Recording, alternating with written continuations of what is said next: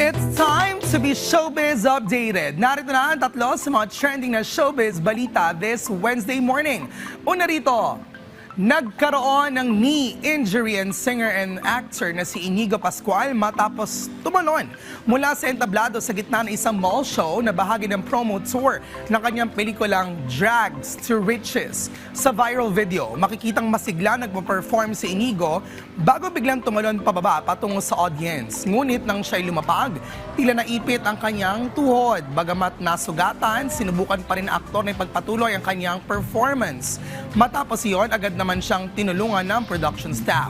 Ipinaliwanag ni Inigo sa kanyang IG story na matagal na siyang may iniindang knee injury bago pa ang mall show. Sa isang video, ipinakita niya ang kanyang pagpunta sa ospital kung saan siya sumailalim sa medical tests.